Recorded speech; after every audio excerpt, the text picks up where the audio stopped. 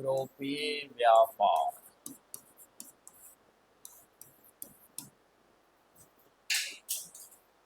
European trade in India, Bharat में यूरोपीय व्यापार, है ना। अब यूरोप के लोग क्या हैं, भारत में व्यापार करने आए, इसके पीछे क्या उद्देश्य था, है ना। तो उस समय पूरी दुनिया में साम्राज्यवाद या उपनिवेशवाद का दौर चल रहा था। क्या है? साम्राज्यवाद, इसी को कहते हैं उपनिवेशवाद, ठीक है। इसी को कोलोनाइजेशन कहते हैं या इम्पीरियलिज्म कहते हैं, है ना। तो पूरी दुनिया में इसमें ऑल ओवर वर्ल्ड में क्या है, साम्राज्यवाद या उपनिवेशवाद का दौर चल रहा था। यानी जो भी विश्व के शक्तिशाली राष्ट्र थे, powerful country of the world, ठीक है। और उस समय विश्व का शक्तिशाली राष्ट्र देखें, सबसे अधिक कौन था? ब्रिटेन, ठीक है। उसके बाद क्या था? फ्रांस, है ना। बाकी फिर बहुत सारा है ना। नीदरलैंड है, इटली है, स्पेन है, तो ये सब क्या है? डेनमार्क। साम्राज्यवाद की होड़ में क्या है, शामिल था। तो ब्रिटेन सबसे शक्तिशाली देश था। इसके पीछे कारण था इसकी नौसेना सबसे मजबूत। क्या है? नौसेना सबसे मजबूत। उसके पीछे कारण है कि द्वीपीय क्या है देश, मान लिया ब्रिटेन हो गया, ठीक है। अब चारों तरफ से क्या है, वाटर बॉडी से घिरा हुआ है। तो यहाँ पर स्थल सेना से ज़्यादा क्या है, जल सेना का महत्व होता है ना। तो उसमें उसकी नौसेना सबसे मजबूत, और पूरी दुनिया पर उस समय वही शासन कर सकता था जिसकी नौसेना क्या है, मजबूत हो। वायुसेना का कुछ समय आता पता नहीं, एरोप्लेन का चूँकि इन्वेंशन हुआ नहीं था, है ना। तो एरोप्लेन का आविष्कार हुआ क्या है, 1902 में आकर। क्या है? 1902 में, है ना। राइट क्या है, ब्रदर्स के द्वारा किया गया, है ना। इसी में ओलिवर और क्या है, विल्बर क्या है, राइट नामक भाइयों के द्वारा 1902 में क्या है, एरोप्लेन का इन्वेंशन किया गया, जहाज का यानी वायुयान का कह सकते हैं आविष्कार किया गया। जैसे बचपन में क्या है, कागज़ का जहाज बना करके उड़ाते होंगे ऐसे, है ना। तो उसी तरह से दोनों भाई ओलिवर और विल्बर राइट, है ना, कागज़ का जहाज बना बना करके है उड़ाता था, है ना। हाँ, ठीक है। तो दोनों भाई को लगा कि कागज़ का जहाज उड़ सकता है, तो रियल में ऐसा संभव है ना। तो दोनों दिमाग लगाते लगाते क्या कि एरोप्लेन का इन्वेंशन क्या है कर डाला, है ना। तो 1902 में एरोप्लेन का देखिए इन्वेंशन हुआ, जो कि काफ़ी क्या है बाद की बात है। तो उस समय एरोप्लेन का आता पता नहीं, मतलब वायुसेना का कहीं कुछ क्या है जानकारी लोगों को क्या है थी, है ना। जो भी थी नौसेना प्लस क्या है स्थल क्या है सेना। तो ब्रिटेन की नौसेना मजबूत थी, इसलिए ब्रिटेन दुनिया का क्या है सबसे शक्तिशाली क्या है देश था।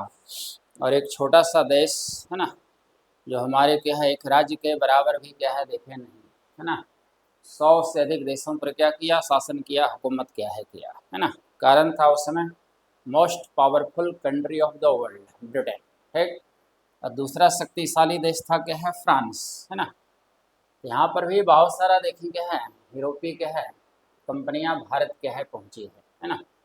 तो भारत यहाँ आने का उद्देश्य क्या था, प्रारंभिक उद्देश्य क्या था, भारत में व्यापार करना, क्या है, ट्रेड क्या है करना, है ना।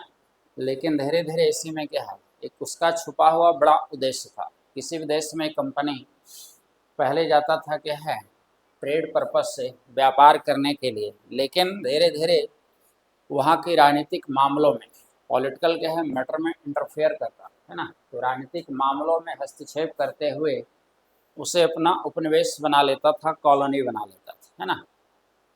तो भारत में भी क्या है इसी तरह से क्या है बहुत सारे देखें क्या है यूरोपीय कंपनियां क्या है भारत में क्या है आई है ना।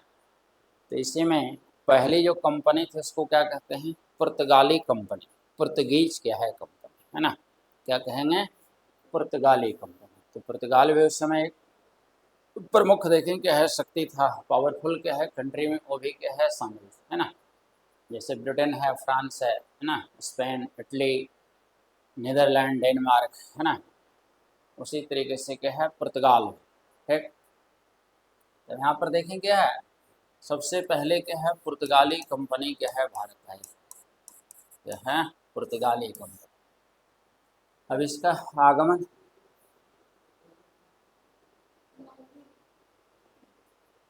Wright brothers 1902, invention of aeroplane.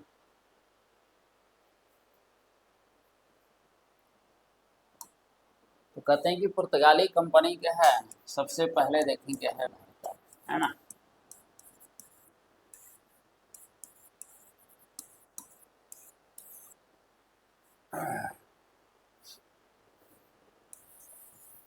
मान लिया देखें क्या है भारत है ना, प्रायद्वीपीय भारत, पेनिनसुलर क्या है इंडिया। तो सबसे पहले ऐसे क्या है 1486 की बात है, 1480 के है 6 है ना। बार्थोलोमियो डियाज क्या है,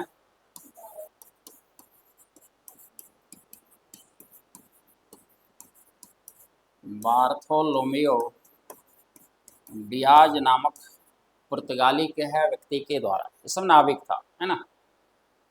तो बार्थोलोमियो डियाज ने क्या है समुद्री मार्ग केप ऑफ गुड होप की खोज की। यह है केप ऑफ गुड होप, इसी को उत्तमासा अंतरीप के नाम से जाना जाता है, इसी की कहते हैं उत्तमासा अंतरीप है ना। तो इसकी खोज क्या है की गई किसके द्वारा, बार्थोलोमियो डियाज के द्वारा, जो कि पुर्तगाली था। 1486 में इसने क्या है समुद्री मार्ग देखिए केप ऑफ गुड होप की क्या है खोज की। अब इसी केप ऑफ गुड होप से होते हुए 1498 ईस्वी में 1498 में वास्को डी गामा क्या है, वास्को डी गामा भारत पहुंचा। कहाँ पहुंचा, वास्को डी गामा भारत क्या है ना। हिमालय देखे हो गया केरल, ये तमिलनाडु, हिमालय कालीकट क्या है तट है, ठीक है। तो कालीकट तट पर क्या है पहुंचा, ये देखिए समुद्री मार्ग से होकर के केप ऑफ गुड होप होते हुए एक गुजराती व्यापारी दादा अब्दुल मलिक 1498 है ना, 1498 तो वास्को डी गामा भारत आया, वहाँ पहुंचा कालीकट है ना। कालीकट का उस समय राजा कौन, जमोरिन, ठीक है। कालीकट का राजा कौन था उस समय, जमोरिन है ना। तो भारत में क्या है प्राचीन काल से एक परंपरा रही है अतिथि देवो भव, भारत में क्या है अतिथि देवो भव की परंपरा रही है। यहाँ पर अतिथि को देवता तुल्य माना जाता है ना, और देवता के समान उनका क्या है सेवा सत्कार आदर सत्कार किया जाता है ना। तो यहाँ पर भी क्या है जब वास्को डी गामा पहुँचा राजा जमोरिन के दरबार में, जमोरिन वास्को डी गामा का क्या किया स्वागत किया, एक अतिथि के रूप में, गेस्ट के रूप में है ना। काफ़ी उसका आदर सत्कार किया गया पूरी सेवा भाव से है ना।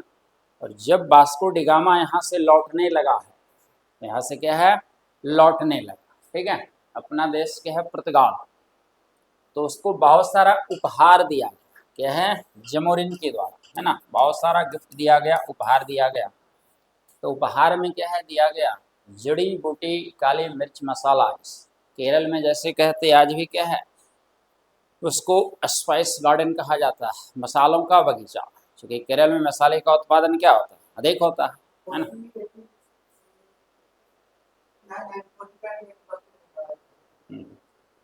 तो केरल में मसाले का उत्पादन ज़्यादा होता है ना। तभी मसाला स्प्रेड नहीं हुआ था पूरे जो है इंटरनेशनल क्या है मार्केट में है ना। यूरोप के लिए बिल्कुल क्या है नई क्या है वस्तुएं थी है ना। तो जब क्या है वास्को डी गामा यहाँ से लौटने लगा केरला से, तो जमोरिन इसको उपहार के रूप में मिर्च क्या है काली मिर्च है ना, जड़ी बूटी मसाला, ये सब बहुत सारा चीज़ उपहार के। अब यूरोप के लिए वस्तु ये नहीं थी, तो वास्को डी गामा से जाकर पुर्तगाली बाजार में क्या है बेच दिया है ना, पुर्तगाली बाजार में बेच दिया, मिला तो क्या है गिफ्ट के रूप में था, उपहार के रूप में है ना। और जो बेच दिया तो 60 गुना अधिक मुनाफा कमाया, लाभ कमाया। दिया तो गया उपहार के रूप में, लेकिन मान लिया जाए यहाँ पर किसी वस्तु की कीमत क्या है 10 रुपये है ना, और उसको जा कर के वो क्या है 600 रुपया में क्या है बेच रहा है, ठीक है। तो 60 गुना क्या किया अधिक मुनाफा क्या है कमाया है ना। अब वास्को डी गामा के दिमाग में बात आई कि जब इस वस्तु की यहाँ इतनी अधिक क्या है डिमांड है कि देखते देखते क्या है वस्तु जो भी हमें उपहार में मिला था वो क्या है उसकी बिक्री हो गई है ना, क्यों ना भारत चलकर व्यापार किया जाए, तो हमारे लिए क्या है काफ़ी फायदे का क्या है सौदा होगा है ना। तो वही क्या है धीरे धीरे पुर्तगालियों के भारत आगमन का दौर आरंभ हो गया है ना। तो शुरुआत किसने किया? वास्को डी गामा, है ना। तब देखिए 1500 ईस्वी की बात है, क्या है? 1500 ईस्वी की बात है। कैब्राल नामक पुर्तगाली यात्री के है भारत आया। कब आया? 1500 ईस्वी में कैब्राल भारत पहुंचा। ये भी कहाँ का था? पुर्तगीज था, पुर्तगाली, है ना। 1502 ईस्वी की बात है। Vasco D gamma, Vasco D gamma क्या है? पुनः देखिए भारत क्या है पहुंचा। वास्को डी गामा पुनः भारत आया, है ना। 1503 की बात है। पुर्तगालियों ने कोचीन को अपना मुख्यालय बनाया। पहला हेडक्वार्टर कोचीन को क्या है बनाया? कोचीन केरला में क्या है? शहर, है ना। तो पुर्तगालियों के द्वारा भारत में बनाया गया पहला मुख्यालय क्या? हेडक्वार्टर कोचीन। क्वेश्चन इस रूप में आता है ना। कि पुर्तगालियों ने भारत में किस शहर को प्रथम मुख्यालय के रूप में स्थापित किया? कब किया? तो 1503 में कोचीन को क्या है किया, है ना। 1500 पुर्तगालियों ने भारत में अपना प्रथम मुख्यालय कहाँ और कब स्थापित किया? पुर्तगालियों ने भारत में अपना प्रथम मुख्यालय कब और कहाँ स्थापित किया? तो 1503 में कोचीन, है ना। अब क्या है? 1500 क्या है? 5 की बात, है ना। तो यहाँ पर Alfonso de Albuquerque, Francisco de Almeida कहते हैं, फ्रांसिस्को डी आल्मेडा, है ना। फ्रांसिस्को डी आल्मेडा पुर्तगाली कंपनी के प्रथम गवर्नर के रूप में भारत आया, है ना। तो देखा भारत में पुर्तगाली कंपनी का प्रथम गवर्नर कौन था? 4 ऑप्शन रहेगा। मान लो उसी में क्या है? फ्रांसिस्को, 1505 में फ्रांसिस्को डी आल्मेडा, ठीक है। Francisco de Almeida, Francisco de Almeida पुर्तगाली कंपनी के प्रथम गवर्नर के रूप में, फर्स्ट गवर्नर के रूप में भारत पहुंचा। कब आया? 1505 में, 1505, है ना। ये 1509 तक क्या है? एक गवर्नर के रूप में भारत में क्या है? कार्य किया, 1509 तक, है ना। अब 1509 में ही देखें अंत में क्या है? अल्बुकर्क क्या है? भारत आया, है ना। क्या है? अल्बुकर्क भारत आया, पुर्तगाली कंपनी के दूसरे गवर्नर के रूप में, second governor of Portuguese company in India, है ना। तो पुर्तगाली कंपनी के दूसरे गवर्नर के रूप में भारत पहुंचा। कब पहुंचा? 1509 में। और इसे क्या है? भारत में पुर्तगीज कंपनी का वास्तविक संस्थापक कहा जाता है, real founder of Portuguese company in India, है ना। भारत में पुर्तगाली कंपनी का वास्तविक संस्थापक किसे कहा गया? तो अल्बुकर्क को कहा गया, है ना। क्योंकि इसने क्या है? पुर्तगीज साम्राज्य को भारत में फैलाने का काम क्या है किया? प्रयास क्या है किया, और बहुत हद तक इसे सफलता भी मिली है, ठीक। अब यहाँ देखिए 1510 ईस्वी की बात है, क्या है? 1510 के ईस्वी की बात है। तो यहाँ पर इसने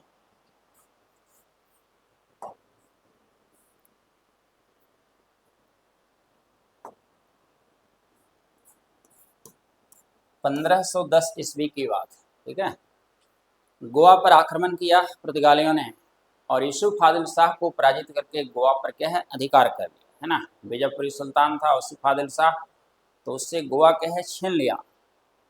अब यही गोवा 1530 में जाकर 15 क्या है 30 में जाकर पुर्तगालियों की राजधानी क्या है बनी, कैपिटल क्या है बनाई। जो भी पुर्तगीज एम्पायर इस्टेब्लिश किया गया था भारत में, तो गोवा को 1530 में क्या है? पुर्तगाली कंपनी की राजधानी क्या है बनाया गया, पुर्तगाली साम्राज्य की राजधानी बनाया गया। और गोवा पर लंबे समय तक पुर्तगालियों ने क्या है? अधिकार बनाए रखा। आज भी गोवा में देखेंगे तो वेस्टर्न कल्चर अधिक दिखाई देता है, विशेष करके क्या है? पुर्तगाली संस्कृति का प्रभाव गोवा पर लंबे समय तक क्या रहा, है ना। क्योंकि दो संस्कृति के लोग जब आपस में मिलते हैं तो बहुत सारी चीज़ों का आदान प्रदान होता है ना। कहते हैं ना कि आज कल्चरल एसिमिलेशन का दौर चल रहा है पूरी क्या है दुनिया, क्योंकि पूरी दुनिया लगभग एक दूसरे से क्या है? जुड़ी हुई है ना। यहाँ के लोग यूरोप जा रहे हैं, उत्तरी अमेरिका जा रहे हैं, साउथ अमेरिका जा रहे हैं, है ना, अफ्रीका जा रहे हैं, ऑस्ट्रेलिया जा रहे हैं, और बाकी जगह के लोग क्या हैं, यहाँ आ रहे हैं, एशिया में आ रहे हैं, है ना।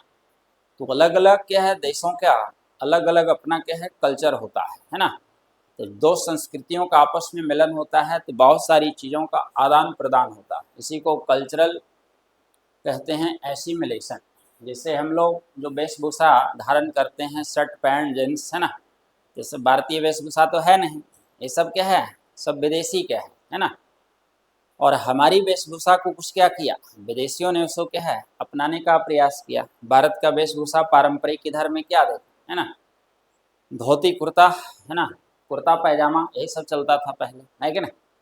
आज आपको रांची जैसे शहर में आप देख लें तो धोती कुर्ता वाले एक भी व्यक्ति कहीं दिखाई कहीं नहीं। कुर्ता पैजामा में तो लोग दिख भी जाएंगे, लेकिन धोती कुर्ता वाले आपको कहीं दिखेंगे, है ना। वही गांव से जो लोग आते हैं, विशुद्ध जो ग्रामीण परिवेश में रहे हैं और वहाँ की संस्कृति का जो लोग पालन कर रहे हैं, और वो भी जो ओल्ड एज में है ना। अब उसमें यंग एज में क्या है, वहाँ भी धोती कुर्ता क्या है, कहानी क्या है, ग्रामीण क्षेत्रों में पूरी तरह से क्या है समाप्त हो चुका है ना।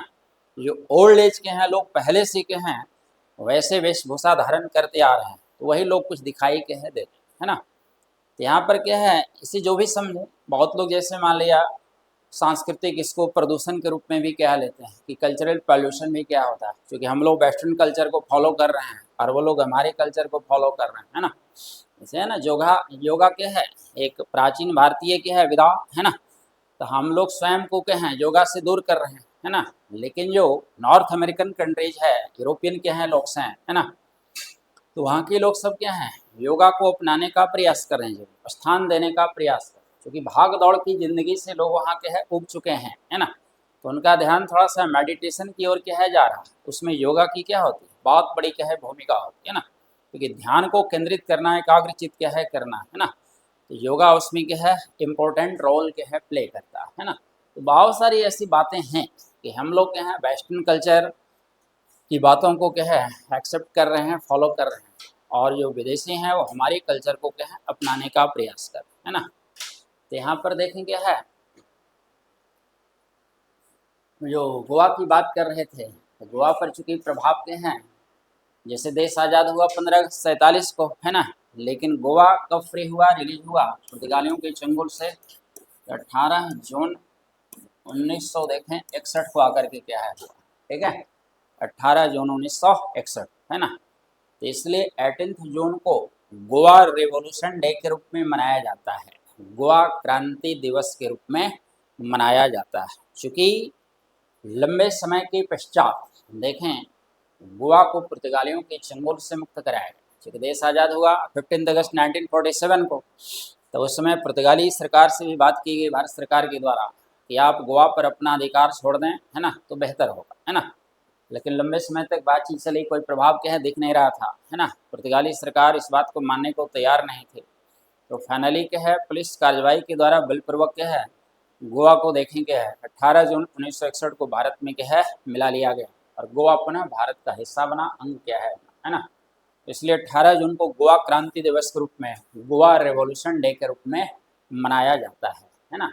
तो गोवा में आज भी पुर्तगाली के है कल्चर संस्कृति अधिक क्या है दिखाई देता है। इसके पीछे कारण है कि 1510 से लेकर 1500 क्या है 10 से लेकर 1961 तक गोवा पर किसका अधिकार रहा, तो पुर्तगालियों का अधिकार रहा है ना। अब यहाँ पर देखें क्या है, इसके द्वारा एक कार्टेज क्या है जारी किया गया, है ना। कार्टेज क्या है एक व्यापारिक प्रमाण पत्र होता था, व्यापारिक प्रमाण पत्र होता था, ट्रेड सर्टिफिकेट, है ना। तो पुर्तगालियों के द्वारा क्या है जारी किया जाता था किसी भी व्यापारी के लिए, है ना। और जो भी क्या है ट्रेडर्स हिंद महासागर से होकर व्यापार करेगा, है ना, उसे कार्टेज प्राप्त करना क्या है जरूरी होता था, कार्टेज प्राप्त करना जरूरी होता था, जो एक ट्रेड सर्टिफिकेट था और पुर्तगाली कंपनी के द्वारा क्या है इशू किया जाता था, जारी किया जाता था, है ना। तो यहाँ पर क्या है पुर्तगाली जो है कंपनी के द्वारा एक आर्मेडा काफिला देखें तैयार किया गया, ठीक है। आर्मेडा क्या है? काफिला। तो आर्मेडा काफिला का काम क्या था कि समुद्र में देखें क्या है, एक बेड़ा तैयार होता था, उसमें पुर्तगाली क्या है सैनिक होते थे, और हर जहाज का क्या है चेक होता था, है ना, जांच की जाती थी किसके पास कार्टेज है या नहीं। तो जिसके पास कार्टेज हो गया वो तो चलिए ठीक है, कार्टेज नहीं है ट्रेड सर्टिफिकेट, तो आर्मेडा काफिला उस जहाज को क्या है लूट लिया करता था, है ना। तो यहाँ पर देखें गोला बारूद, है ना, ये सब क्या है भारत और अरबी व्यापारी को क्या है हिंद महासागर के रास्ते होकर इन चीज़ों का व्यापार से क्या है रोका गया, और बाकी चीज़ों के व्यापार की अनुमति क्या है प्रदान की गई, है ना। प्रश्न आता है कार्टेज क्या है? तो कार्टेज एक व्यापारिक प्रमाण पत्र ट्रेड सर्टिफिकेट कौन इशू करता था? तो पुर्तगीज कंपनी के द्वारा किया जाता था। बाकी अन्य क्या है देखें क्या है ना, अरब क्या है ट्रेडर्स, उसके लिए भारतीय व्यापारियों के लिए, और सभी को एक कार्टेज प्राप्त करना जरूरी होता था। नहीं होने पर आर्मेडा काफिला जो पुर्तगाली क्या है सैनिकों का एक बड़ा जहाज में होता था, वो क्या है जहाज को लूट लिया करता था, है ना। अब यहाँ देखिए अलबुकर्क की बात है, इसने क्या है भारत में क्या है पुर्तगाली साम्राज्य को स्थायित्व प्रदान करने का प्रयास किया। इसने सती प्रथा का भी क्या है सती प्रथा को समाप्त करने का बैन करने का प्रयास, है ना। तो सती प्रथा जो प्राचीन भारतीय समाज में दिखाई क्या है नहीं देता है, गुप्त काल में पहला उल्लेख मिलता है ना। एरन अभिलेख से आगे सब चर्चा करेंगे सब, है ना। तो एरन अभिलेख से जानकारी मिलती है ना, कि 510 या 512 देखें क्या है ईस्वी में, है ना, जब उसमें गुप्त वंश का शासक था भानुगुप्त। तो भानुगुप्त का सेनापति था मुख्य सेनापति गोपराज। तो गोपराज का जब निधन हुआ तो उसकी पत्नी स्वयं को क्या है सती करने का प्रयास क्या है ना, और सती क्या है अपने को कर लेती। तो प्राचीन काल में पहला उल्लेख मिलता है कहाँ से? एरन अभिलेख से गुप्त क्या है काल में, है ना। तो प्राचीन भारतीय समाज में सती प्रथा का प्रचलन क्या है नहीं, लेकिन वही मध्यकालीन भारतीय समाज में सती प्रथा ने अपनी जड़ें अस्थायी रूप से क्या है जमा ली थी, है ना, और भारतीय समाज की एक स्थायी परंपरा के रूप में स्थापित हो चुका था। थी ये गलत परंपरा, लेकिन लोग इसे क्या है अच्छा मानने लगे थे, है ना। गलत परंपरा इसलिए क्योंकि एक व्यक्ति का निधन हुआ और उसके साथ क्या है जीवित अवस्था में जो व्यक्ति क्या है जिसकी कहानी समाप्त हो गई हुई डेथ हो चुका है उसका, है कि ना, क्योंकि शरीर से प्राण निकल गया तो शरीर का दाह संस्कार क्या है कर दिया गया, तो उसको तो कोई कष्ट अब क्या है होगा नहीं, है ना। और वो हमारे संस्कार का एक हिस्सा है, अंतिम संस्कार में क्या है दाह संस्कार को रखा गया, है ना। लेकिन जीवित अवस्था में किसी व्यक्ति को कहा जाए कि आप स्वयं को चिता पर क्या है अपने को क्या है जला क्या है दें, है ना, अपने को सती क्या है घोषित करें, तो एक समाज की एक गलत क्या है परंपरा थी। तो यहाँ पर अलबुकर्क को लगा कि इस गलत परंपरा को क्या है बैन किया जाना चाहिए, है ना। मंशा उसकी चाहे जो भी हो, लेकिन कहीं कहीं क्या है एक समाज सुधार की दिशा में एक सही प्रयास क्या है था अलबुकर्क का, है ना।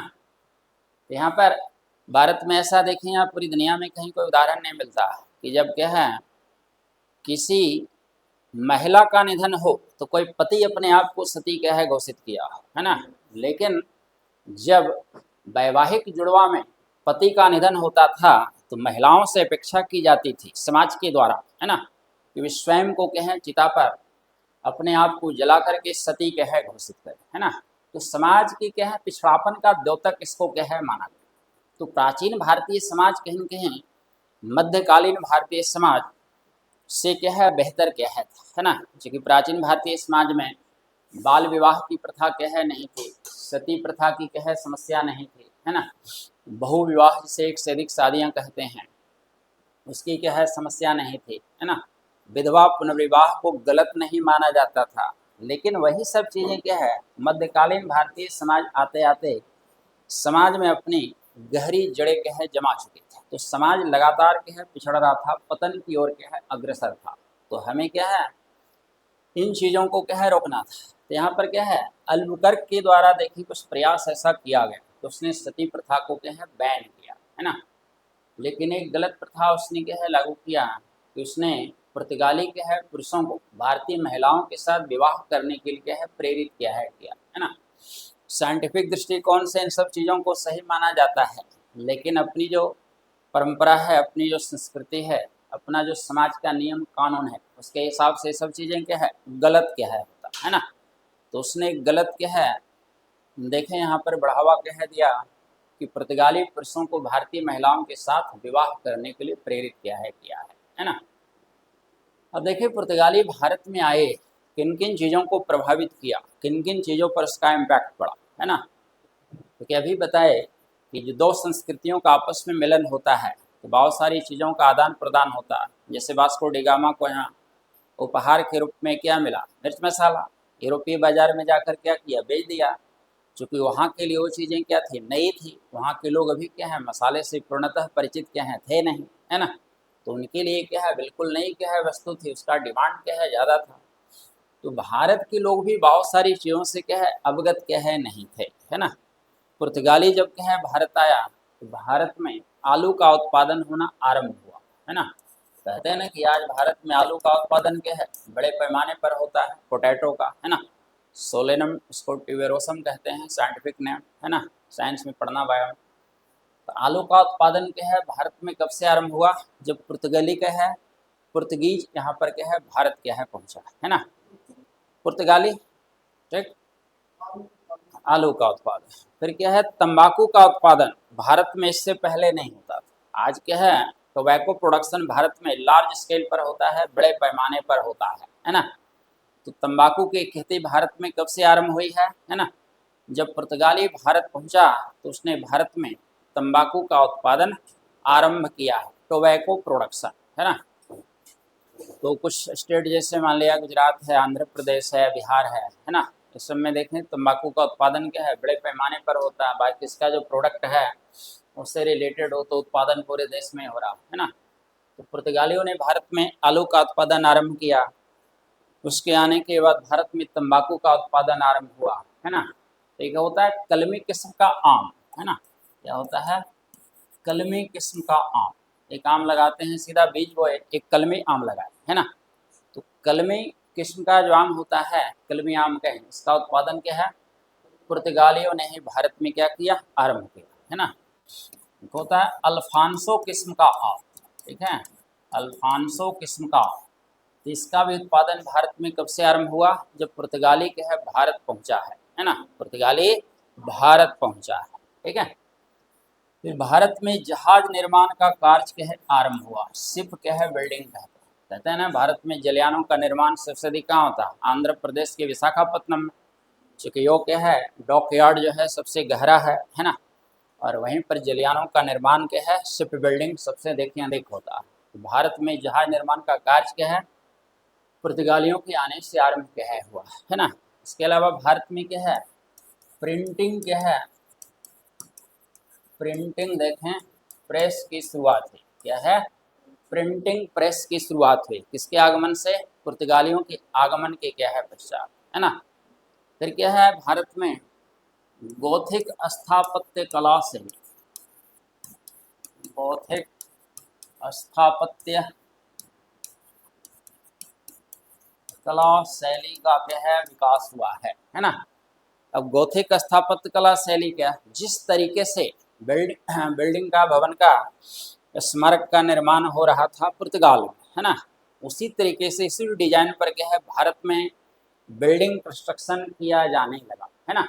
अब जैसे बिल्डिंग खड़ा है, हम लोग यहाँ पर क्या है पढ़ाई कर रहे हैं, है ना। तो ये भी क्या है, वर्तमान में आधुनिक स्थापत्य कला का क्या है उदाहरण है ना। क्योंकि वर्तमान की जो बिल्डिंग भवन का क्या है निर्माण होता है, उसका आकार शेप क्या लगभग क्या ही होता है ना। मान लिया ताजमहल की बात करते हैं तो भी स्थापत्य कला का क्या है एक बेजोड़ क्या है नमूना है ना।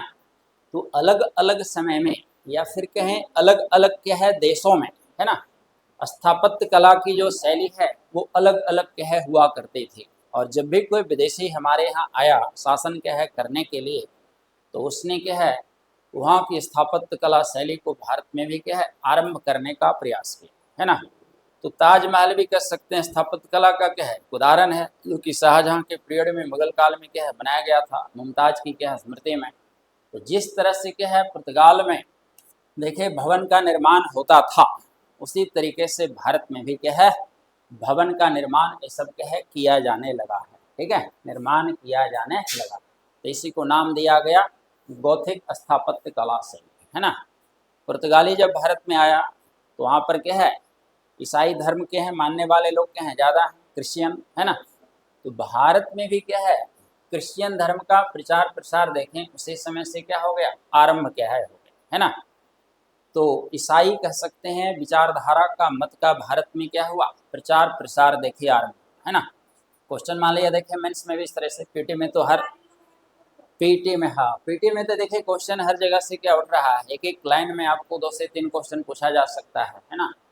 और विशेषकर जो सिविल सर्विस का क्वेश्चन होता है और उसमें भी आईएएस की बात करें, है ना, तो क्वेश्चन होता है क्लिष्ट, है ना। क्वेश्चन को काफ़ी ट्विस्ट कर दिया जाता है, सर्टन रीजन टाइप क्वेश्चन जो है पूछ दिया है तो उसमें आपको क्या है वो क्वेश्चन थोड़ा कठिन होता है, रहना क्या है देखें इसी से, है ना, लेकिन उसी को क्या है थोड़ा सा क्लिष्ट क्या है कर दिया जाता है, ठीक है। तो पीटी की बात है तो एक एक लाइन से 3-3 4-4 क्वेश्चन क्या है देखें एराइज हो सकता है ना। मेंस में क्वेश्चन मान लिया पूछ देगा इस रूप में कि पुर्तगाली कंपनी के भारत आगमन का उद्देश्य क्या था, एक क्वेश्चन तो ये बन सकता है, ठीक है। पुर्तगाली कंपनी के भारत आगमन का उद्देश्य क्या था, ठीक, तो जो था उसको हम बताएंगे। पहला छिपा हुआ एक उद्देश्य जो साफ दिख रहा था वो क्या था ट्रेड पर्पस, है ना। बाकी इसी में छिपा हुआ उद्देश्य क्या था कि भारत को अपना उपनिवेश बनाना, कॉलोनी क्या है बनाना, है ना, क्योंकि उस समय साम्राज्यवाद उपनिवेशवाद का दौर चल रहा था क्या है पूरी दुनिया में, है ना। तो इस तरह से मेंस में क्वेश्चन आएगा। फिर है पुर्तगाली कंपनी के भारत आगमन से किन किन चीज़ों पर प्रभाव पड़ा, है ना। तो भी जितनी भी बातें बोले हैं इसको आप पॉइंट वाइज एक एक करके उसको डील करेंगे तो क्या होगा लंबा क्वेश्चन क्या है तैयार हो सकता है ना, ठीक है। हाँ ये तो सती प्रथा है, ठीक है। हाँ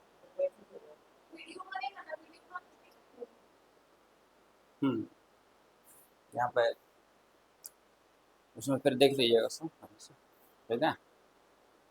यहाँ पर देखें इस तरीके से क्वेश्चन क्या है, अब है कि पुर्तगाली कंपनी भारत से क्यों भाग गई, है ना, क्या कारण हुआ।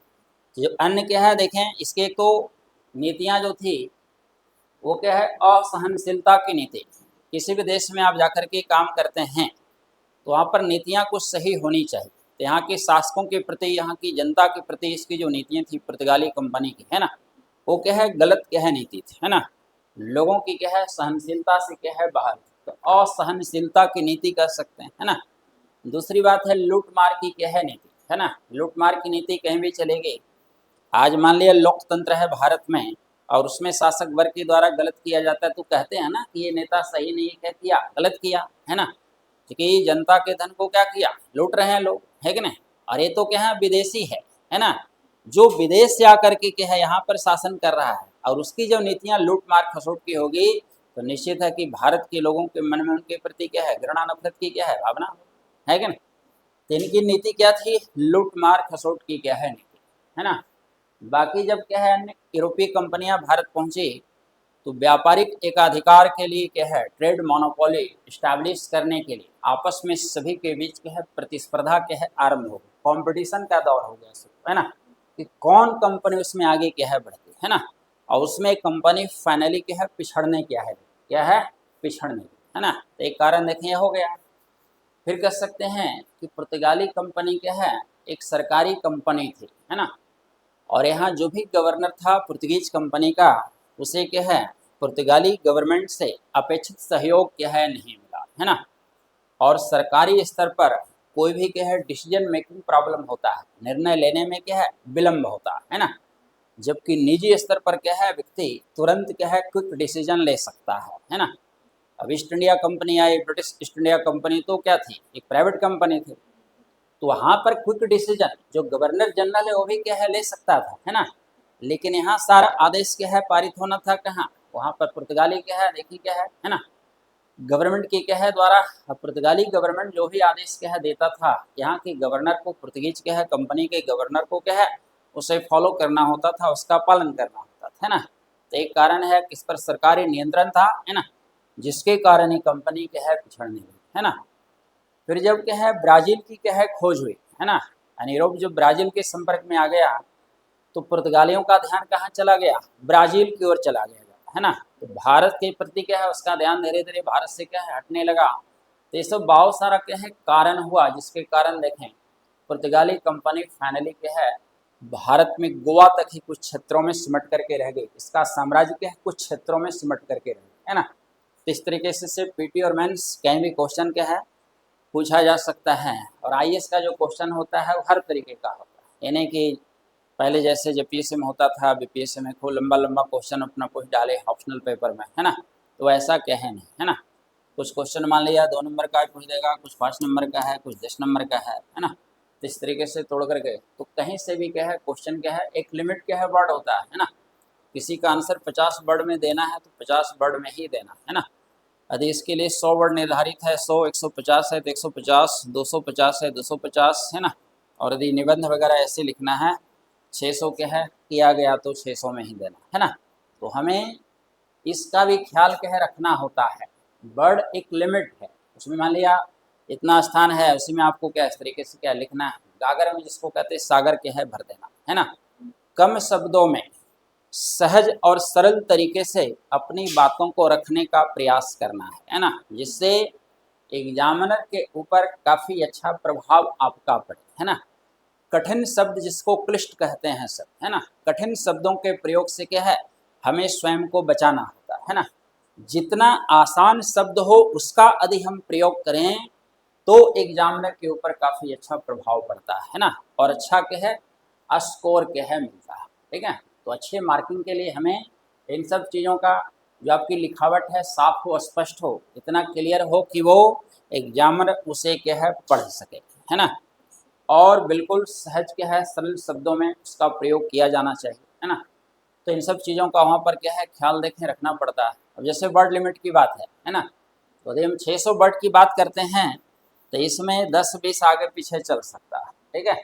अब 600 के बदले हम 700-800 लिख रहे हैं तो ऐसा नहीं है कि हमको मार्क्स ज़्यादा मिल जाएगा, मार्क्स में और कटौती हो, ठीक है। क्योंकि आप उसके रूल रेगुलेशन को क्या कर रहे हैं फॉलो नहीं कर रहे हैं, ठीक है। जब लिमिट कर दिया कि इसमें अब 600 वर्ड है तो हम बहुत कम भी नहीं कर सकते हैं, ठीक है।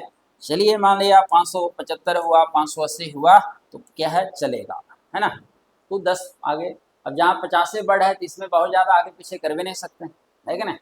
यहाँ पर चूंकि वर्ड क्या है ज़्यादा है तो इन सब चीज़ों का क्या है मेंस क्या है लिखते समय ध्यान रखना होता है। और मेंस के लिए है राइटिंग स्किल को क्या है डेवलप करना होता है ना। लिखने का प्रयास हमें प्रत्येक दिन कुछ न कुछ करना चाहिए। आज जैसे मान लिया टॉपिक को पढ़ाया गया पुर्तगाली क्या है कंपनी, क्लियर हो गया, है ना। अब पीटी पॉइंट ऑफ व्यू से जो भी क्वेश्चन पूछा जाएगा सब इससे क्या है बन जाएगा, है ना, ए टू जेड, ठीक। अब इसी में ऑब्जेक्टिव क्या हो गया। अब मेंस में भी हम लिखने का प्रयास करेंगे जो भी क्वेश्चन आपसे क्या है पूछा गया, है ना। इसको आ जा करके आप घर में अपने शब्दों में लिखने का प्रयास करेंगे, है ना। तो काफ़ी अच्छा उसका प्रभाव क्या है आगे क्या है देखने को मिलेगा, है ना।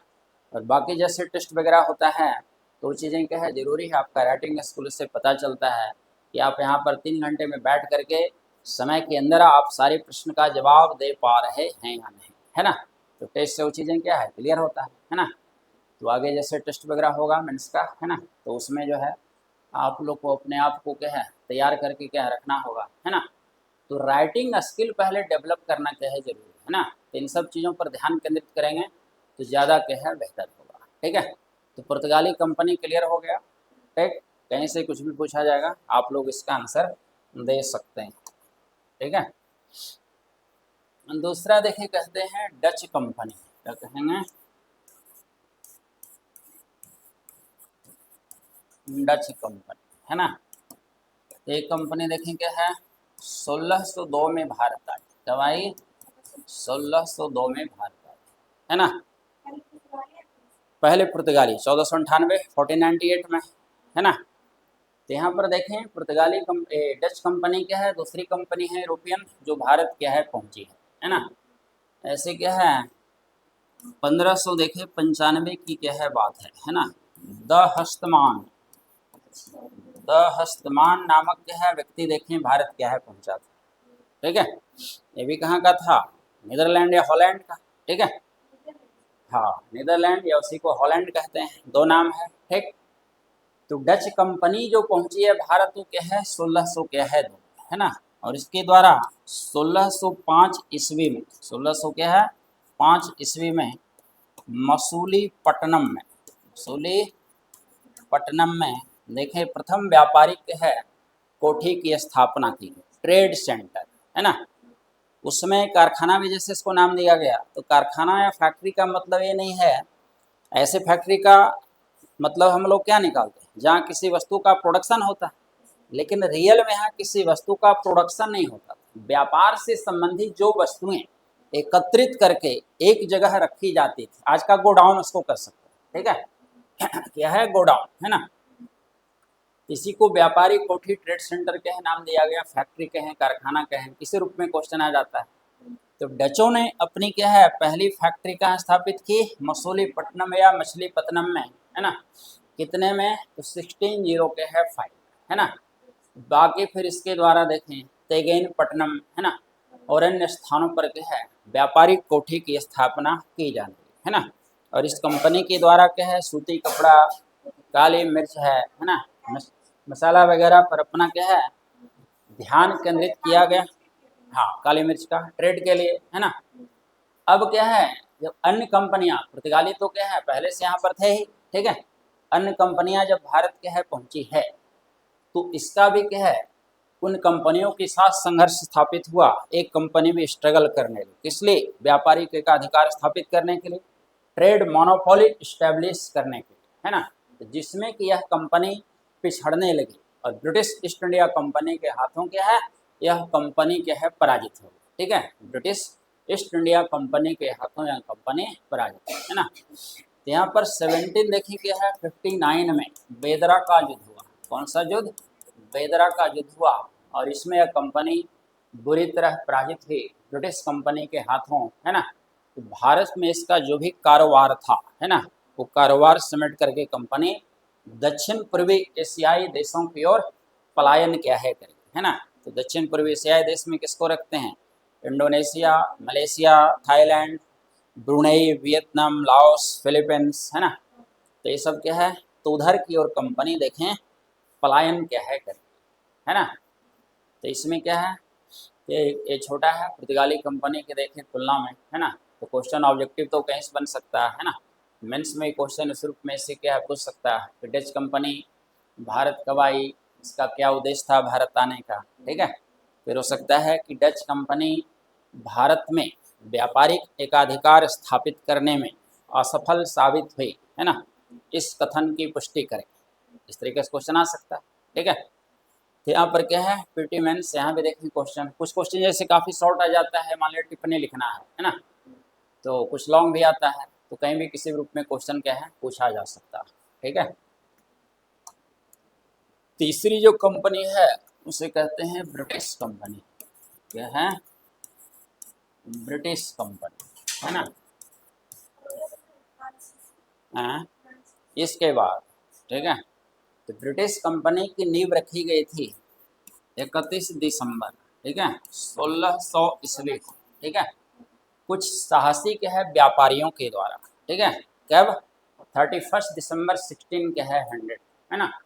और उस समय ब्रिटेन की पूछेगा महारानी कौन थी है ना, कौन थी, एलिजाबेथ प्रथम थी, कौन थी प्रथम है ना।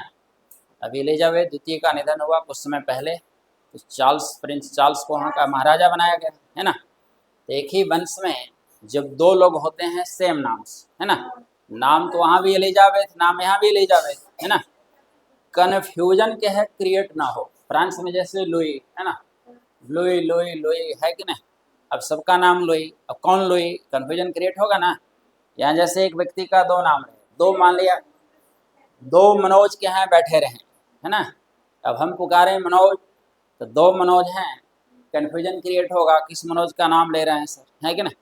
तो एक का नाम रख दिया जाए मनोज फर्स्ट, दूसरे का मनोज सेकंड, कन्फ्यूजन क्या हो गया दूर हो गया है ना।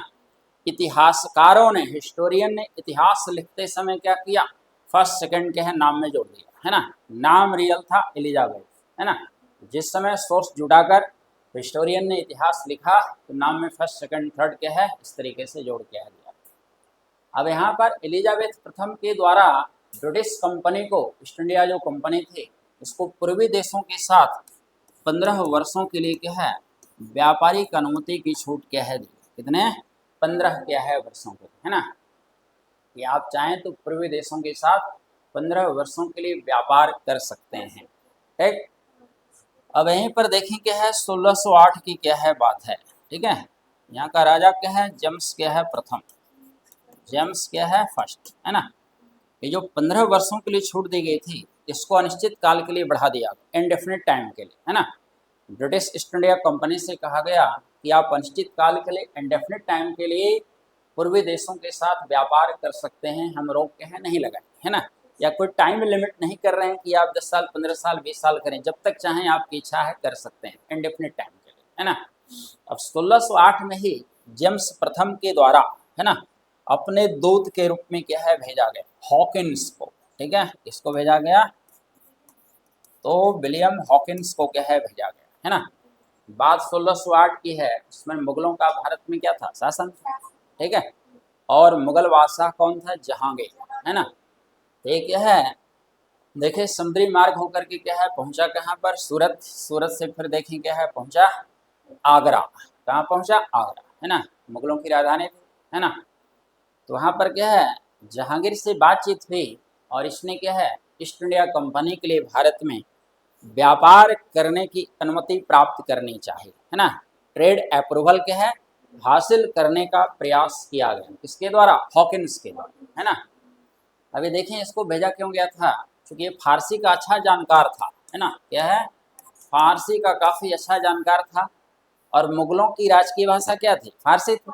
ठीक है, तो वहाँ पर लगा जेम्स प्रथम को कि ये जा करके फारसी में क्या है मुगल बादशाह से बातचीत करेगा तो मुगल बादशाह पर काफ़ी अच्छा प्रभाव पड़ेगा, है ना, और मुगल बादशाह कंपनी को क्या है व्यापारिक एकाधिकार प्रदान कर देगा, ट्रेड मोनोपोली मतलब ट्रेड अप्रूवल क्या है प्रोवाइड किया है कर देगा, है ना। लेकिन ऐसा हुआ नहीं, क्योंकि पुर्तगाली भारत में क्या है पहले से आ चुके थे, तो पुर्तगाली प्रभाव के कारण जहांगीर जो है वो हॉकिंस को व्यापारिक अनुमति क्या है प्रदान क्या है नहीं कर पाएगा। ठीक है, लेकिन उसको क्या है आगरा में रहने की अनुमति दिया, है ना, 400 का उसको क्या है मनसब भी क्या है प्रदान किया, है ना। आगे पढ़ाएंगे मनसबदारी व्यवस्था, है ना, क्योंकि मुगल प्रशासनिक व्यवस्था की रीढ़ की हड्डी किसको कहा गया बैकबोन ऑफ मुगल एडमिनिस्ट्रेशन मनसबदारी क्या है सिस्टम, है ना। बाबर इसको शुरू किया, अकबर इसको संस्थागत रूप क्या है प्रदान किया और आगे क्या है बढ़ता क्या है चला गया, है ना। तो 400 का मनसब दिया, आगरा में रहने की अनुमति भी दी, लेकिन व्यापारिक अनुमति नहीं दिया, ट्रेड अप्रूवल उसको प्रोवाइड क्या है किया नहीं, है ना।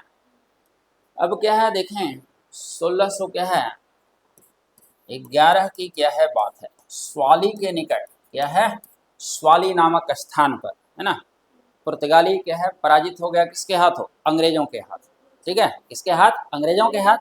ठीक है, जब पुर्तगालियों का प्रभाव भारत में क्या है कम हुआ तब क्या है 1615 में जेम्स प्रथम के द्वारा सर टॉमस रॉ को भेजा गया, क्या है सर टॉमस क्या है रॉ को भेजा गया भारत, है ना, अपने दूत के रूप में एम्बेसडर के रूप में। ठीक है, तो टॉमस रो क्या है भारत पहुंचा 1615 से 1618 तक भारत में रहा, क्या है 1615 से 1618 तक ये भारत में रहा है ना, और ईस्ट इंडिया कंपनी के लिए विभिन्न क्षेत्रों में व्यापारिक अनुमति प्राप्त करने में क्या है सफल रहा, क्योंकि पुर्तगालियों का प्रभाव भारत में क्या है कम हो गया, है ना।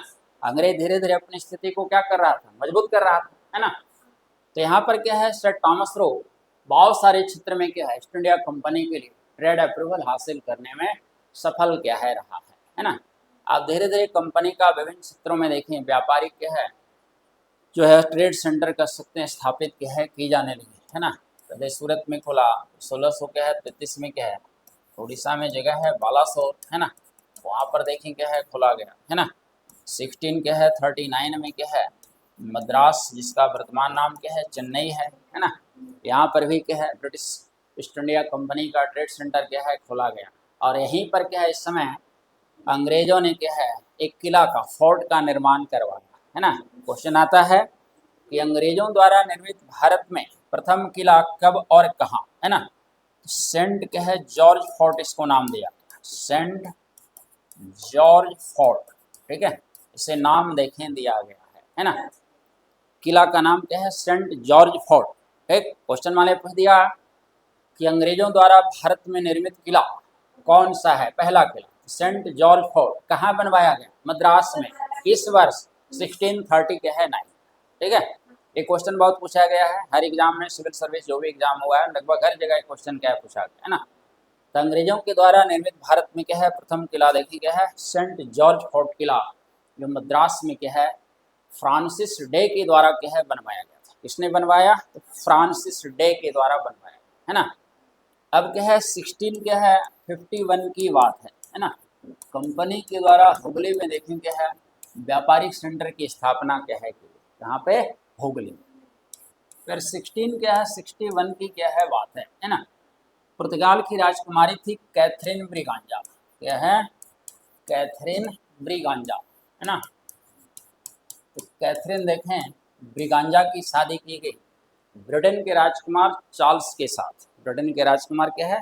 चार्ल्स के साथ है ना। यहाँ पर चार्ल्स के है के साथ इसके देखें शादी क्या है की गई है ना। और इसको बम्बई दिया गया दहेज के रूप में। क्या दिया गया? बम्बई दहेज के रूप में, क्योंकि बम्बई पर क्या है? अंग्रेजों का अधिकार स्थापित हो चुका था है ना। क्योंकि उधर भी अंग्रेज अपना क्या है? हाथ पैर देखी क्या है? फैला रहा था है ना। तो यहाँ पर क्या है? चार्ल्स क्या है के द्वारा एक कंपनी को क्या है दे दिया east India company 10 lakh pound क्या है वार्षिक क्या है किराए है ना। बम्बई क्या दे दिया उसने? ईस्ट इंडिया कंपनी को कि हमको यहाँ से इतना क्या है इनकम क्या है चाहिए, बाकी जैसे इस्तेमाल करना है बम्बई का वो आप क्या है करें है ना। बात देखिए क्या है 1600 क्या है 69 से 1600 क्या है 77 है ना। यहाँ पर गेराल्ड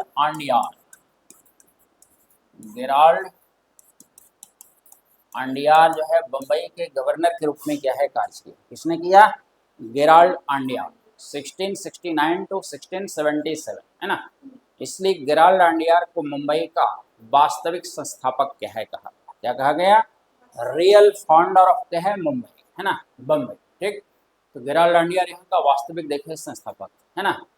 अब 1698 की बात है। 1600 क्या है 98 1698 है ना। जॉब क्या है चारनाक।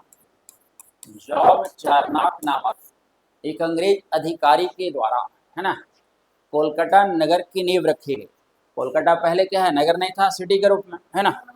3 गांव को मिलाकर कोलकाता नगर की नींव रखी गई है ना। तो गांव का नाम है सूतीनाटी, कोलीकाटा और गोविंदपुर है ना। सूतीनाटी, कोलीकाटा और गोविंदपुर, इन 3 गांव को मिलाकर कोलकाता नगर की नींव रखी गई। इसके द्वारा जॉब चारनाक। क्वेश्चन आ जाएगा कि किन किन गांवों को मिलाकर कोलकाता नगर की नींव रखी गई है ना। पहला ऑप्शन मान लिया रहा कोलीकाटा, फिर सूतीनाटी, फिर गोविंदपुर, चौथा रहा इनमें सभी ऑल ऑफ दीज हो जाएगा है ना। कोलकाता का संस्थापक कौन था? Job Charnock, Gerald Aungier, sir Thomas Roe है ना। यह जो है सो कोई एक और दे दे हॉकिंस, क्या हो जाएगा? जॉब क्या है चारनाक है ना। कोलकाता नगर की स्थापना कब की गई, नींव कब रखी गई? 1698, 1661, 1652, 1666 है ना। तो हर जगह से क्या है देख रहे हैं आपको क्या है ऑब्जेक्टिव क्वेश्चन क्या क्रिएट हो रहा है ना। तो ऑब्जेक्टिव क्वेश्चन कहीं से भी क्या है पूछा जा सकता है, कुछ भी इसका कोई लिमिट नहीं है, बाउंड्री क्या है नहीं है ना। मेंस में लिमिट है कि आप जैसे पढ़ना तो टोटल होता है ना, लेकिन उसमें आप 40% सिलेबस को छाट सकते हैं। ठीक है, प्रीवियस ईयर जो क्वेश्चन है उसको देख करके है ना 40% क्या है सिलेबस को छाट सकते हैं और 60% सिलेबस को ढंग से क्या करना होता है कवर करना होता है ना। तो उसी में क्या है रिजल्ट हो जाता है। और यदि हम मेंस में 100% के चक्कर में रहेंगे तो कभी रिजल्ट होने वाला क्या है नहीं है ना। तो हमें 40% सिलेबस को क्या करना छाट देना है। पढ़ना सब कुछ है ना, पढ़ना क्या है सब कुछ है ना, लेकिन 40% को छाट करके चलें, 60% पर फोकस किया जाए ढंग से और उसको लिखने का अभ्यास किया जाए ढंग से है ना। राइटिंग स्किल तो अच्छा होना ही चाहिए है ना। तो उसी में क्या है रिजल्ट होता है। लेकिन पीटी का कोई बाउंड्री है नहीं, इसमें कहीं से भी चूंकि ऑब्जेक्टिव क्वेश्चन है कुछ भी पूछ सकता है ना। और बहुत सारा चूंकि सब्जेक्ट है तो उसमें कहीं से भी ऑब्जेक्टिव करता है, तो इसमें है कि कोई लिमिट नहीं है। लेकिन मेंस की क्या है बाउंड्री क्या है लिमिट होती है। तो पीटी की तुलना में देखें मेंस निकालना ज़्यादा आसान है, लेकिन थोड़ा सा सही रणनीति अपनाई जाता है ना। स्ट्रेटेजी हमारी क्या है, सही होनी चाहिए, है ना। रणनीति कहते हैं ना कि कोई क्रिकेट मैच क्या है जीतना, आज अभी 10 IPL टीमें क्या है खेल रही है, ऐसा कोई टीम नहीं है जिसमें कि अच्छा खिलाड़ी नहीं, हर टीम में अच्छा खिलाड़ी है ना, क्योंकि जो बेस्ट है वर्ल्ड में उसी को तो लेता है वो, है कि ना। हैं ऊंची ऊंची दाम पर क्या है उसकी बोलियां लगती है, खरीदता है सब, है ना, फ्रेंचाइजी जो भी मालिक है, हर टीम में बढ़िया खिलाड़ी है ना, हर टीम नहीं जीत पाता है ना, खिलाड़ी सब में बढ़िया है, उसका यूज हमें कैसे करना है ना, मैनेजमेंट उसका सही है या नहीं, स्ट्रेटेजी सही है या नहीं, है ना। तो वहाँ पर कोच है या टीम मेंटर है, कैप्टन है, और जितने भी प्लेयर्स हैं सभी के बीच आपस में एक सही कोऑर्डिनेशन पहले होना क्या है जरूरी है ना। और कोच जो कहता है, टीम का जो मेंटर है वो कहता है ना, कैप्टन जो कहता है, एक एक खिलाड़ी को क्या होगा उस पर क्या है खरा क्या है उतरना होता, अपना 100% क्या है देना होता है ना, तब जा करके क्या है टीम क्या है जीतती है ना। बाकी कुछ लक लेवल चांस ये तो क्या है हर जगह होता है ना। तो यहाँ पर भी क्या है बैट्स निकालना पिटी की तुलना में ज़्यादा आसान है, इसकी बाउंड्री लिमिट है, लेकिन हमारी रणनीति क्या है सही क्या है होनी चाहिए, है ना। यदि रणनीति सही होगी तो इसको हम लिखने का अभ्यास करेंगे ढंग से, 40% सिलेबस को छाट देंगे, 60% को ढंग से कवर करेंगे, और उसी में हमारे रिजल्ट होगा। और उसी में क्या ऐसा भी है नहीं कि कट ऑफ ओवरऑल जो फाइनल रिजल्ट आता है क्या है पीटी का भी, अब देखें IAS में तो आपका कट ऑफ काफ़ी क्या है नीचे जा रहा है, जब से नेगेटिव मार्किंग का प्रोविजन हुआ CSAT सब क्या है लागू किया है ना। तो क्या है जो बच्चे 50% यदि क्या है 45 से 50% क्या है करके आ रहे हैं अटेम्प्ट सही है तब, है ना, निश्चित है कि ये क्या है पीटी क्वालिफाई करेंगे, मेंस क्या है लिखें, समझ रहे ना, बस सही जाता है, ठीक है। कट ऑफ क्या है 45 से 50% बस जा रहा है। अब जब मान लिया नेगेटिव नहीं था तो यही क्या जा रहा था 70% 75% क्या है कट ऑफ देखें जा रहा था, ठीक है। नहीं यहाँ पर ठीक है। तो JPSC BPSC इधर में कहीं नहीं, ठीक है। एक खाली राजस्थान है, यदि राजस्थान देंगे RAS है ना, राजस्थान एडमिनिस्ट्रेटिव सर्विस है ना, तो वहाँ पर हैं इधर में किया है BPSC इधर में, इसलिए कट ऑफ थोड़ा सा नीचे आया, ठीक है, पहले नहीं था। तो राजस्थान एडमिनिस्ट्रेटिव सर्विस में यहाँ पर काफ़ी पहले से नेगेटिव मार्किंग का प्रोविजन है पीटी में, है ना। और यहाँ जो रीजनल क्वेश्चन होता है काफ़ी गहराई में डेप्थ में जाकर पूछता है, राजस्थानी कल्चर से क्या रिलेटेड है ना, जैसे यहाँ का सेकंड पेपर कैसे कर दिया है ना, तो झारखंड से रिलेटेड है पूरी तरह, तो झारखंड पर क्या है अच्छी पकड़ होनी चाहिए, है ना। लेकिन वहाँ GS में ही 30-35 क्वेश्चन 100 में पूछ देता है, जो राजस्थानी कल्चर से रिलेटेड है काफ़ी डेप्थ में जाकर क्वेश्चन क्या है पूछता है ना। तो यहाँ पर ये देखें काफ़ी क्या है कट ऑफ इसका क्या है कम जाता है ना। और वही जो ऑप्शनल पेपर वहाँ पर था पहले, है ना, तो काफ़ी ईजी पूछता है, काफ़ी ईजी पूछता है, और उसमें कट ऑफ काफ़ी क्या ऊपर चला जाता है, तो क्वेश्चन पर क्या डिपेंड करता है ना। और मेंस की बात करते हैं, और फाइनली क्या है ओरल की, तो ओवरऑल जो मिला करके क्या है अभी का जो IAS का है ना, तो देखें क्या है 54-55% लाने वाले के हैं ऑल ओवर इंडिया के हैं फर्स्ट रैंक ला रहे हैं, ठीक है। 54 से 55% लाने वाले के हैं फर्स्ट रैंक उनका आ रहा है, समझ रहे हैं ना। तो ऐसा भी हमें नहीं है कि IAS बनने के लिए 100% क्या है लाना मार्क्स क्या है जरूरी है ना, ये संभव ही नहीं, ठीक है। क्योंकि जितना हायर लेवल का एग्जाम होता है क्वेश्चन उतना ही क्या है टफ होता है, अब क्वेश्चन जितना टफ है निश्चित है कट ऑफ क्या जाएगा नीचे जाएगा, ठीक है। IIT का कट ऑफ देखें कि एकदम 90% चला गया, सवाल पैदा नहीं होता, क्योंकि IIT का एक एक क्वेश्चन क्या है दिमाग हिलाने वाला होता है ना। उसी तरह से UPSC के द्वारा जो एग्जाम कंडक्ट किया जाता है विशेष करके IAS का, है ना, एक एक क्वेश्चन सोचने के लिए हमें बाध्य करता है, रहना सब इसी से है, लेकिन थोड़ा दिमाग क्या है लगाना पड़ता है, सर्टन रीजन है, तो हम उसी को क्लियर कंसेप्ट हमारे दिमाग में रहेगा तभी कर पाएंगे ना, रट के तो संभव है नहीं, है क्या ना। कॉन्सेप्ट हमारा क्या है बिल्कुल क्लियर क्या है होना चाहिए, है ना। तो फिर क्या है तो हमें ये सोच करके चलना है कि हमें क्या है क्वालिफाई, अब पीटी में मान लिया 50% चलिए कट ऑफ जा रहा है, हम ले आए 80%, तो मार्क्स तो ऐड होना नहीं है मेन समय, कोई फायदा ही नहीं है, ठीक है। हम कितना भी ला रहे हैं मार्क्स उसमें, उसका कोई क्या इंपॉर्टेंस हमारे लिए विशेष क्या नहीं है ना। हमें उस एग्जाम को क्वालिफाई करके अगले स्टेप के लिए क्या करना आगे बढ़ना, ठीक है। अब यहाँ पर हम मेंस में जितना अधिक से अधिक लाएं इसका मार्क्स फिर और ओरल का मार्क्स क्या है मिला करके फाइनल क्या है देखें मेरिट लिस्ट क्या है तैयार किया जाता है ना। तो हाँ, नहीं मतलब मेंस का जो है ना, उसके बाद जैसे हुआ इंटरव्यू, तो मेंस और प्लस इंटरव्यू ये दोनों का मार्क्स के ऐड होता है तब फाइनल मेरिट लिस्ट तैयार है। पीटी का नहीं होता, पीटी बस है कि आप क्वालिफाई कर गए, बस बस ठीक है। नहीं बात है वो छांटना है स्टूडेंट को ना, और स्टूडेंट को छांटना, पहले जैसे पीटी का नहीं होता, पीटी किसी भी एग्जाम में पहले नहीं था। जब मान लिया देश आज़ाद हुआ, ये सब एग्जाम होना क्या आरंभ हुआ, चल तो रहा पहले अंग्रेजों के पीरियड से, है ना। अब लेकिन क्या है, उस समय नंबर ऑफ एप्लीकेंट्स क्या है, कम होते थे, ठीक है, तो डायरेक्ट क्या है मेंस ले लिया जाता था, ठीक है। अब धीरे धीरे लगा कि कैसे बच्चों को हम छांटना है, नंबर ऑफ एप्लीकेंट्स की संख्या में क्या है वृद्धि होने लगी, ठीक है। अब आज आईएएस जैसे क्या है एग्जाम में, जहाँ 14 लाख 15 लाख बच्चे फॉर्म क्या है फिलअप करते हैं, ठीक है, तो 14 लाख बच्चे को क्या है छांटना तो पहले से शुरू क्या है कर देना है ना, प्रक्रिया आरंभ कर देनी है। तो मान लिया 1000 सीट क्या है वैकेंट, क्या है 1000 सीट यदि वैकेंट है, तो पीटी में है आईएएस में, इसमें क्या है 12 से 15 गुना क्या है रिजल्ट देना, ठीक है। तो 15 गुना मैक्सिमम, उससे क्या है नहीं जाना, तो 1000 का क्या होगा मैक्सिमम 15,000 रिजल्ट होगा, ठीक है। तो 15,000 बच्चे मान लिया यहाँ पर हैं, 10,000 चलिए एप्लीकेंट है, 10,000 बच्चे एग्जाम में अपेयर हुए, तो 15,000 ही अब आए ना, बाकी तो छट गए सब, बाकी तो छट चुके हैं। अब 15,000 का क्या होगा मेंस होगा, ठीक है। हमें ओरल के लिए एक सीट पर क्या है देखिए 2.5 से क्या है 3 क्या है रखना होगा, ठीक है, 2.5 से क्या है 3 गुना, ठीक। मान लिया करें कि 1000 सीट क्या है वैकेंट है, 3 गुना मैक्सिमम, तो हमको 3000 बच्चे का क्या करना है ओरल लेना है, नहीं। अब क्या है यहाँ हमको क्या करना है 15,000 में फिर 12,000 को छाट देना है, ठीक है। अब ये 3,000 जो बच्चे बच गए वो फाइनली क्या करेंगे देखें क्या है पार्टिसिपेट करेंगे कहाँ पर ओरल इंटरव्यू, ठीक है। और फाइनली क्या अपने बच्चों का फिर क्या है इसमें भी एक को छाट करके फाइनली क्या है 1000 को हमको क्या करना है, उसमें भी एक सीट पर 2 को छाटना है और एक को उसमें सेलेक्ट करना है, ठीक है। क्योंकि 3,000 मान लिया ओरल में पार्टिसिपेट हो रहे हैं, तो 2,000 को यहाँ भी छाटना है, 1,000 सीटें वैकेंट है ना, तो उसे 1,000 को फाइनली इस तरीके से सेलेक्ट किया है किया जाए।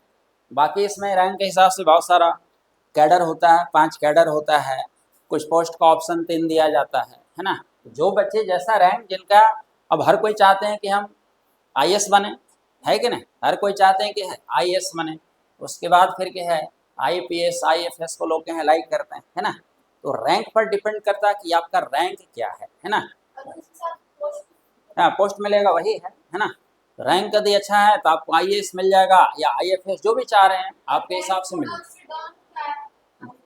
हाँ जैसे जैसे आपका रैंक पीछे चला जाता है और जो सीटें खाली है पोस्ट है ना वो आपको दिया जाएगा। कैडर मान लीजिए आप झारखंड के हैं और आप कहें कि पहला ऑप्शन हम अपना कैडर दिए अपना होम स्टेट झारखंड, है ना, होम डिस्ट्रिक्ट तो मिलना नहीं है किसी को, है ना, अपना स्टेट मिलता है, तो अपना स्टेट में मान लीजिए झारखंड में हमको मिलना है, वो ऑप्शन आपसे पहले फुल हो गया तो सेकंड जो ऑप्शन है आपको दिया जाएगा। तो इसी तरह 5 कैडर का क्या है ऑप्शन होता है ना, अब 3 पोस्ट का ऑप्शन होता है, तो जो आपको क्या लगे रैंक अच्छा है तो आपको मिल रहा है, नहीं तो फिर एलाइड सर्विसेज मिलेगा।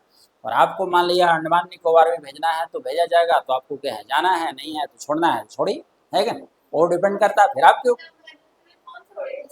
बहुत लोग छोड़ते हैं, बहुत लोग, और जिनको लगता है कि नहीं अगले बार फिर हम प्रयास करें, ठीक है, जनरली लोग ज्वाइन कर ही लेते हैं।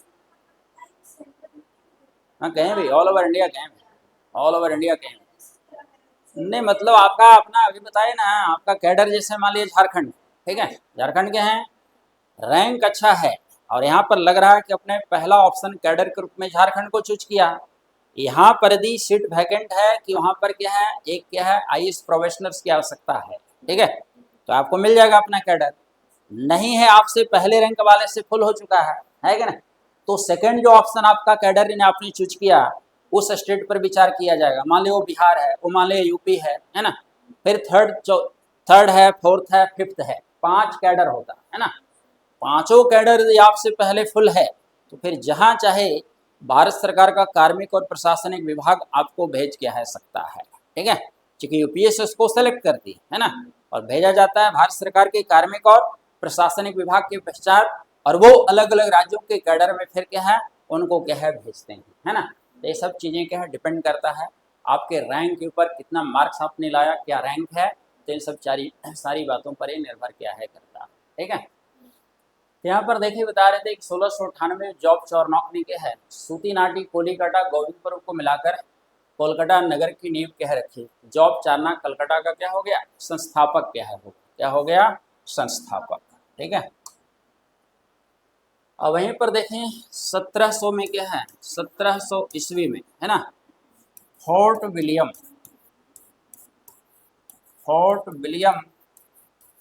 नामक किला की स्थापना क्या है ना। फोर्ट विलियम किला कब बनवाया अंग्रेजों ने 1700 ईस्वी में। कहाँ बनवाया कोलकाता। तो कंपनी के द्वारा भारत में बनाया गया क्या है दूसरा क्या है किला था सेकंड फोर्ट था। पहला फोर्ट था 1639 में बना सेंट जॉर्ज फोर्ट मद्रास में, और दूसरा किला बना 1700 में 1700 में फोर्ट विलियम नाम से। कहाँ पर कोलकाता है ना। अब इसमें देखिए आगे क्या है